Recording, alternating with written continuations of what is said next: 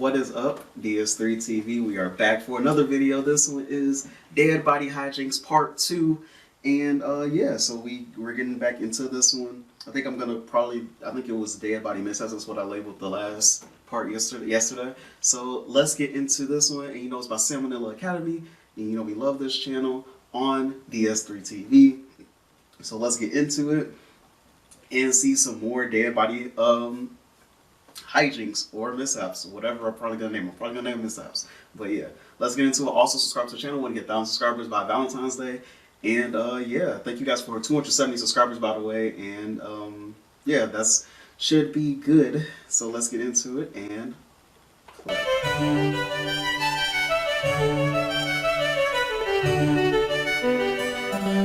Hey kids, time to talk about more cases of stiff lifting from the days of yore. If you haven't seen part 1 yet, go check it out. Or don't. I'm a YouTuber, not a cop, unfortunately. This first tale doesn't feature an entire dead body, but I still found it interesting enough to talk about. So one day in 2012, a priest was riding a train out of Italy when his bag got stolen by a trio of thieves. Inside the bag was whatever normal personal possessions the guy happened to own, as well as a small I like how he gave him like a gave one guy a scar, gave one guy a like bandana tie on his face, and then gave one dude like a really curly mustache. Just yes.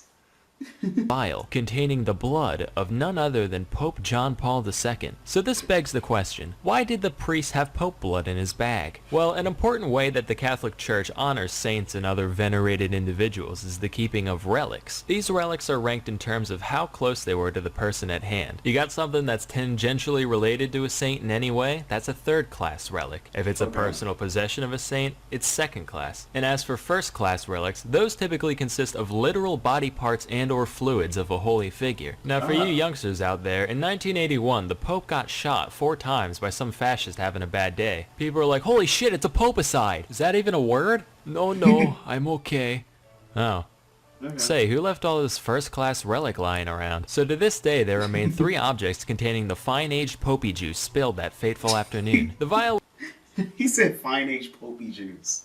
Was found a few hours later by police among the reeds and grass near the station, which basically means the thieves took one look at it and were like, blood? I already make this myself. Lame, and tossed it out without a second thought. Here's the thing though, that's not the only instance of old JP2 getting blood napped. In 2014, what? A similar relic was yoinked from the church of San Pietro della Ienca in Italy alongside a crucifix. The fact that these were the only items taken led to 2 prevailing theories. Some people thought that, since John Paul II wasn't technically a saint yet, the relic's value would go way up once the man was actually canonized, so the thieves decided to take it now and resell it later. The other theory was way more popular with the media. After all, what use does Pope blood have other than satanic rituals? This story naturally got a lot of press, and the whole world just kind of assumed that Lucifer himself was set to return any day now. Eventually, the thieves confessed, so authorities came to the rehab facility they were staying at. They returned the cross, but when questioned about the relic, they were like, wait, what? Pope blood? Satan? Do you guys need to check in here too? Eventually, it was found in a rubbish bin on the facility grounds, which means once again, it was just casually tossed out as nonsense. You ever throw out Pope blood? Because apparently, multiple people have done that on separate occasions just in the past 7 years. It doesn't end there, of course. In 2016, this happened a 3rd time, when a piece of cloth with John Paul fluid on it was taken from Cologne Cathedral. I can't for the life of me find a follow-up to this story, which leads me to believe that they're just like, fuck it, Pope blood's more trouble than it's worth at this point. But if you guys can find some conclusion to where it ended up, let me know below. Now, our next story begins with a I mean, yeah, tell me, I guess, in the comment section below whatever happened with that. This is very weird. A man named Karl Tanzler, a German-born radiology technologist in early 20th century Florida. He looked kind of like Sigmund Freud, except even more evil looking. On the inside, he was... Yeah, and Sigmund Freud isn't the best of individuals. A pretty normal dude, other than the fact that he claimed to have visions throughout his life of some mysterious dark-haired girl. Anyway, in 1930, while working at the Marine Hospital in Key West, he met a young woman by the name of... He just has his mouth perpetually open. I like it. It's so funny. Maria Elena Milagro de Hoyos, called Elena for short. And he said, oh my god, that's a girl. From the visions I've been having. Yeah, wait, what? We were meant to meet today. We must be soulmates. What? Don't you have like a wife and 2 kids? Destiny. Hoyos was soon diagnosed with tuberculosis, which was considered fatal at the time, so naturally Carl decided to handle her treatment, going as far as convincing her family to let him visit their home every day. Except he was a radiologist, so even if there were reliable means to treat tuberculosis at the time, he definitely didn't have the credentials to do so. But whatever, this is the past we're talking about after all. That place was a shit show from start to finish. I'm not about to get on somebody's case for a little clerical error. In addition to whatever salves and tinctures and such doctors gave to people back then, Tansler showered her with gifts of clothes and jewelry. I know he meant well, but if I was bedridden with a terminal illness, I'd just be insulted. Like, wow, thanks, can't wait to show off this little number out on the town. Anyway, eventually, Tansler found that the time had come to reveal his true feelings. Elena, there's something I must confess. I'm deeply in love with you. I'm so glad you feel the same. Hoyos inevitably succumbed to the disease, leaving Tansler heartbroken. He just wasn't ready to part ways with his pestilence-riddled sweetheart, so he asked the family He just shook her body. his permission to commission an above-ground mausoleum for their daughter. And since this was the early 20th century, they said, what a sweet, selfless man. I'm sure he'd never do this just so he could commit crimes against nature. Then he was like, oh yeah, by the way, could I have some of her hair too? Sure, kind stranger. Here's a bag of her hair we just had lying around for some fucking reason. Again, no red flags here. He went to visit her dwelling nearly every night for 2 years. Then finally one day he said, you know what, kid? You're alright. Say, how's about we ditch this musty old mausoleum and go back to my place? I'll take that as a yes.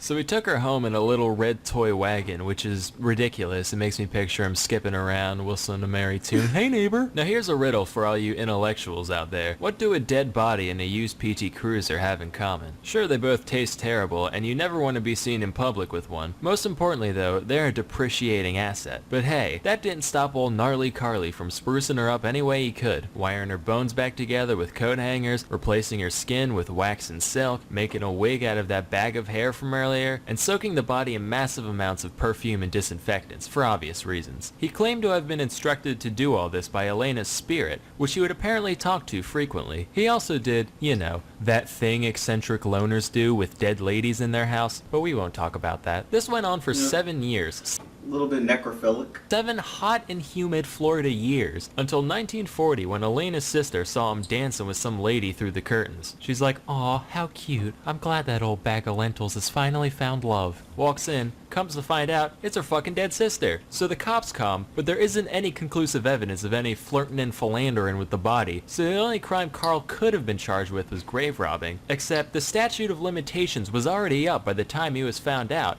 so they just took the body, tipped their hats, and went on their merry way. Tansler still missed Elena dearly. What?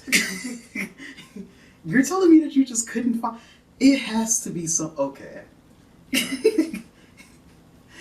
I just think that nobody really went to jail. Nobody did... What? You should still be in jail. Like, that doesn't mean just because they couldn't find any clear evidence first looking at it, doesn't mean he should have just not went to jail. That's weird. What? But since he couldn't have her cadaver, he crafted a crude homemade effigy of the lady, which he lived with for the rest of his life. Here's the part that really gets me though. He apparently went back to live with his estranged wife once the jig was up. Just like, hey babe, I know we haven't talked. If your significant other leaves you for a dead woman, don't take them back. I shouldn't have to. I didn't think I would say this today. I didn't. But look, here we are. I'm here saying this to you now. Just remember that. You know? If you don't remember anything else from my videos, just remember that. Don't take someone who leaves you for a dead person back. Talk since the whole corpse thing, but I've been having trouble making rent. Do you think I could come crash for a while? Sure, come right in. I'll take your coats. Would you and the demented life-size replica of your long-dead lover that you left me for like a cup of tea? I'd like one. None for her, though. It goes right through her. Of course, I'm making all this out to be a horrifying thing for the goofs and gaffs of it, but at the time, a lot of people read the news stories about Tansler, and many actually sympathized with the man. They saw him as the distraught, hapless romantic that he saw himself as. You know why they had that compassion? Because they listened. Say, what would the world look like if we all listened more? it wouldn't be a good place. I lost a lot of my faith in humanity just by listening to this. Please no more. Sponsor time. Listening to audiobooks. Amazing sponsor time. That's great. I'm not listening to anymore. Great. Yeah. Talk to you guys in the next video. Also subscribe to the channel. Want to get 1,000 subscribers by Valentine's Day, and also yeah, subscribe to the Twitch. Follow the Twitch channel. Link in the description down below. And yeah, talk to you guys in the next video. Peace.